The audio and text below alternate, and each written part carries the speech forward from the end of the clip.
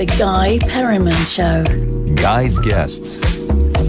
On Inter FM 897, 9:33 and a Friday edition of GPS. Yoshiko-san, we have got a very, very special gentleman in the studio with us this morning. そうなんです。圧倒的なテクニックを持ったフィンガーペッキングのギタリスト、そしてアコギの神様と称されるトミー・エマニュエルさんをゲストにお迎えしております。Tommy Emmanuel, good morning. Good morning, hooray. Yay. And the crowd went mild. Yeah. Yeah, the audience leapt to its foot. Sounds like my life. Great to meet you. Thanks for joining us. Thank you for having me, and great to meet an English person in the middle of Tokyo. This is great. I think we've actually been following each other around the planet because you're from Australia, I lived in Australia, then you were in Suffolk, but I'm from Suffolk, so but I haven't been to, where are you living right now? I'm in San Jose in California. San Jose. I've been to California, but I have not been to, can you show me, how do you know the way to San Jose? There you go. And you said we couldn't sing. Actually, well, you were just singing along to How Deep Is Your Love, which I just played. You've got a good story about playing that tune. Yeah, well, it's one of my favorite Bee Gees songs, and I've always loved their songs and their writing. And in fact, when we were kids, my family band and I, we were on a lot of shows where the Bee Gees, as boys, they were just a little older than us. They were also on the bill. Oh, really? And it's the first time I saw Barry Gibb playing the guitar using like an open tuning, and so he's just moving his finger up and down like that. He wasn't doing normal chord shapes, you know. And I remember my brother Phil saying, you know, these guys will never get anywhere. Look at that. And of course, we all know they certainly did. But and one of the Bee Gees phoned you when he heard this version. Yeah, Barry, the guy who wrote the song, Barry Gibbs, he's become a real good friend of mine. Really? Yeah. And you've played with him? You've recorded with him, is that right? I went round to his house and we spent the afternoon. It turned out that he's a major Carl Perkins fan, and so we were singing and playing, you know, Blue Suede Shoes and all that kind of stuff. So that was good fun. Fantastic, yeah. Oh boy, I know you've got a lot of stories. I don't know where to start. Yeah, Yoshiko, too much to talk about today. Yeah. 聞いてるよ。ずっと後で訳さなきゃね。でもすごい楽しそうに話してるからもう。I'm gonna be one of the listeners. I think we'll just keep on talking. And she'll interject and put it in the correct language. You can interject whenever you want. So.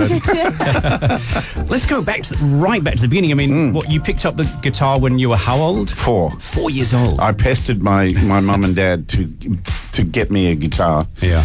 Because it's all I wanted to do, you know. My mother could play a bit, so she gave me this little sort of 3/4 size guitar, and showed me how to play a few chords. And it wasn't long before I was tapping my foot and keeping time, and she was able to play some Hawaiian slide guitar, and I was her rhythm player. That was my first job in life, you know. And I was going to kindergarten at that time, and so when the bell rang, I would run home. And Mum would be waiting for us to play together. Wow! And then the family, it was a family band. You used to tour around Australia. That's right.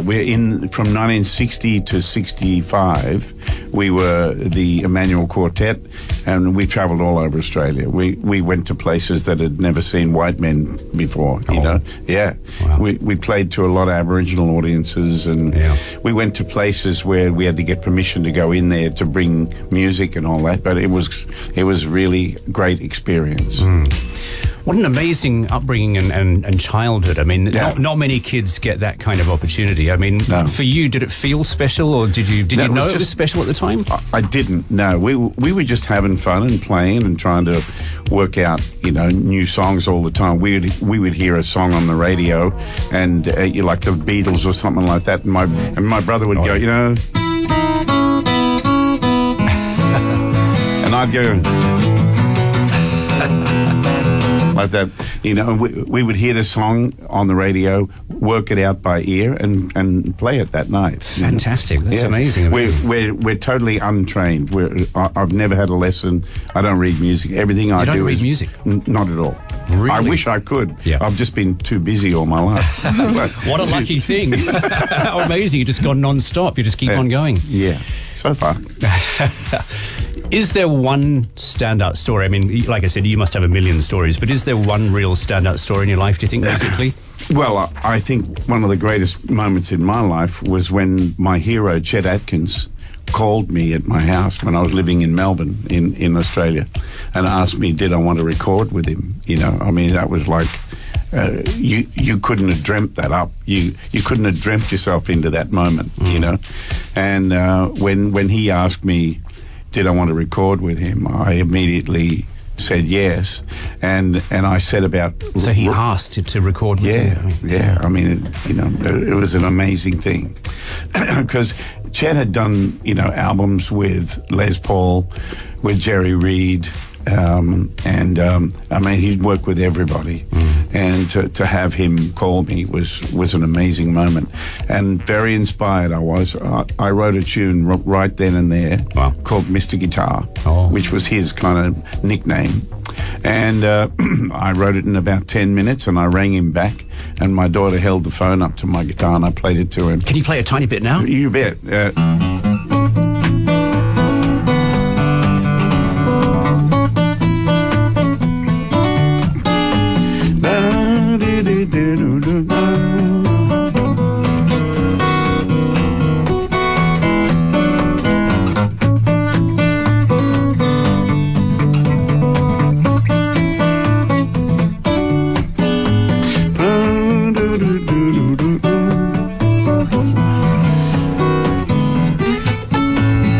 Like that. Yay. Okay. And you wrote that in just 10 minutes in your head. Yeah. Amazing stuff. Put it together. And, They say you shouldn't meet your heroes. How was it for you? Oh, it was just like coming home to me. Well, because my father died when I was 10, and so when I met Chet, he became like a daddy to me straight away.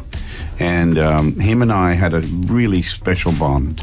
And but the first time I met him was 1980, and I'm waiting in his office, and he comes downstairs and says to me, "You want to pick a little?" And I said, "Is there a mustache in Mexico?" And does a one-legged duck swim in a circle? And so I start playing, me and Bobby McGee or something like that, and he just joined in, and it was just like sheer magic. It was like he could anticipate everything I was going to do, and he just made what we were doing sound so beautiful, and that's the kind of experience and knowledge that he had, and he was like that all the time. He was encouraging. He taught me so much, how to listen to music, how to find a good melody, how to write a melody, and all that sort of stuff. I would call him and say, "Hey, I've just written a song," and the first thing he'd say is, "Can you hum it? Can you sing it? It's got to be singable." That's a great bit of advice. It is. It's simple, but it's so true. It's a skill I wish I had to write music. I don't play any music at all, which is why I'm in awe of all musicians. Well, no wonder you're on radio. Yeah, I just talk and play all your music. No, thank you. Where do the melodies come from? Where does the music come from? Do you have to work at it, or do they Always. just come from somewhere? No. Yeah, everything is hard work. Really? It's all about how much work you're willing to put in to where do you want to take it. When young people say to me, "Oh, I can't write a song like you, I've been trying," and blah, blah. I said, "How old are you?" 16. Well, you haven't done anything yet. You haven't taken in enough yet. You got to take in a lot of music before you can put something out. Paul McCartney and John Lennon couldn't have written all those songs if they hadn't spent their entire life listening to Little Richard and Chuck Berry and people like that. That's where all that music came from. I mean, they're obviously gifted, but they did a lot of listening and really they immersed themselves in music, and I try to do the same thing. I was on a train trip recently, and I saw a billboard for Harry Potter World, and it just made me start thinking about music in those kind of films. And I started looking for some chords that sounded kind of cinematic. So I got...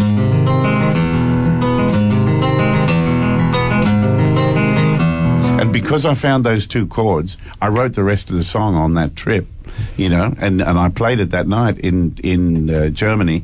Yeah, so... I got the idea from these.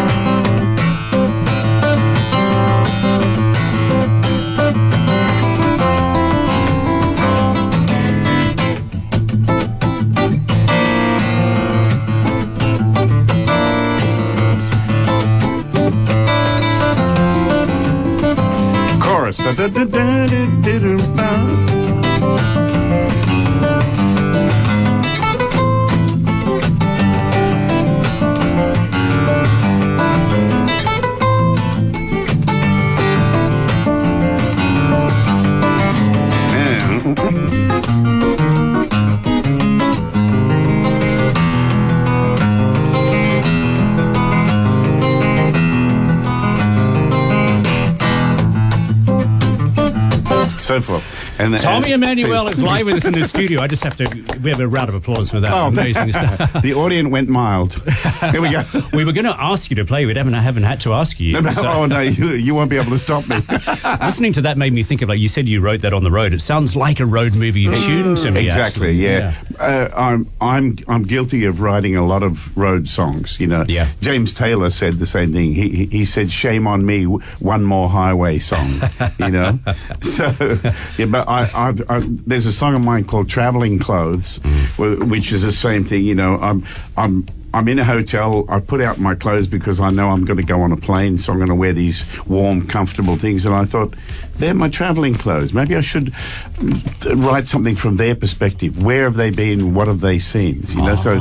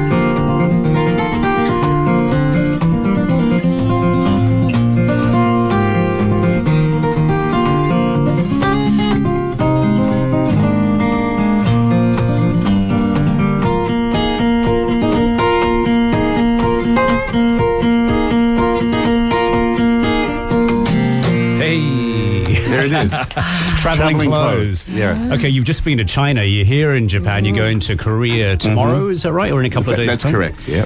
Where have your traveling clothes not been to where you'd like to go? Where haven't you played? I haven't played in India. Oh. I haven't played in Argentina or Chile. Oh. I've played in Peru, but I haven't played in those countries.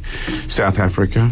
There's a few places, but there's some places like South Africa that are, I don't know, they're difficult. The situation in those countries is not easy. I've got a lot of fans in India that I, hear from a lot. When are you coming to India? When are you going to? What they don't realize is that it's hard to find somebody who will sign a contract and make a financial commitment to get you there. You know what I mean? That's the hardest thing in a country with that many people and that much chaos. You know. You said you've written songs on the road and the travelling has inspired you. Does the music in other countries inspire you? Do you listen to music? Absolutely. I just wrote a piece when I got into Beijing 2 weeks ago, and I tried it. I was listening to some Chinese music. I'll just play a little bit of the. 北京でね、インスピレーションを受けた曲です。はい。Here we go. Ready?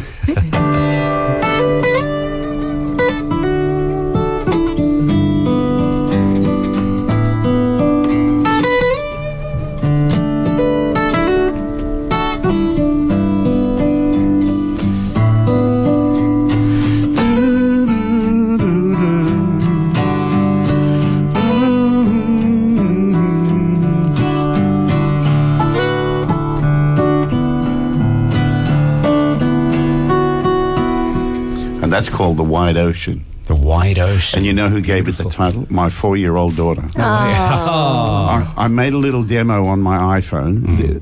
That's my traveling recording studio is my iPhone. I just use voice memos. And I wrote the song and I emailed it to my daughter Rachel. And she listened to it and I said, "What does it make you think of, darling?" Like that. And she said, "The wide ocean." Wow. How about that? That's amazing. A 4-year-old. Yeah. And I said, "Wow, what an image." Yeah, so there it is. Do you travel with your kids sometimes? I used to, but now my eldest daughter has a daughter of her own, so I'm a granddad now. Oh. And my middle daughter, Angelina, she's working at Wagamama in High Wycombe. Oh, really? Yeah. Oh, there you go. Some Japanese food in England. Yeah. Oh. High Wycombe, my aunt's living there. I'll have to tell her go and visit. Tally ho, aunt. Yeah. Yes. You're famous for using using the instrument not just as guitar, but also rhythm. You sort of slap it around a bit, percussion. Yeah. Well, how did that happen? How did you sort of? Was that from when you were as young as 4 years old? When did you start to do it that way? No. I'm a drummer who plays the guitar. Oh, I love that. I play drums, bass, and guitar. They're my three instruments. So you're really a rhythm guy.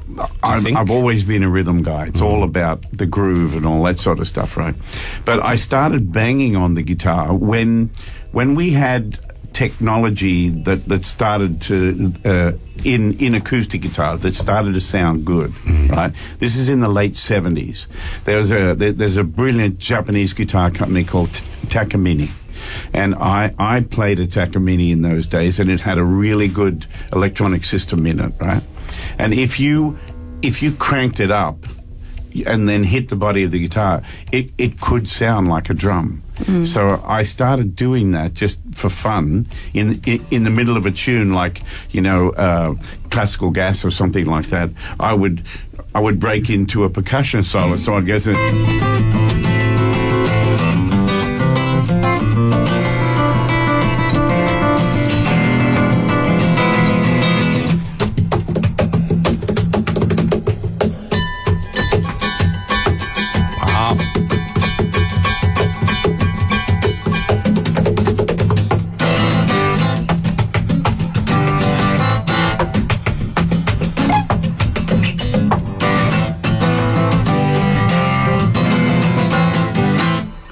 kind of thing,今ね、両手をクロスして。Yeah, you're crossing your arms over there. Yeah, well, I'm trying to reach the sound of the cowbell here. Right, which is right up the end of the neck, and then I've got the bass drum here and the other drum. So ギターのね、端と端を届かせるために両手をクロスして今弾いてます。すごい。Oh, amazing stuff. Yeah, well, it's something that I kind of developed back in the late 70s, and now there's a whole new genre of acoustic guitar playing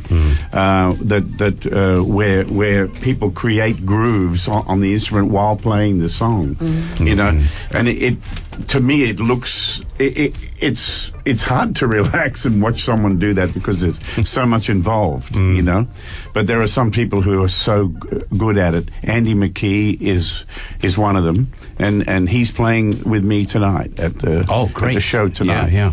And there's another guy from England named Mike Dawes who's absolutely brilliant too. We mustn't forget to tell people you've already done some shows here in Japan, but tonight is your last one, isn't it? Yep, it is. Shibuya Tsutaya O East. Exactly.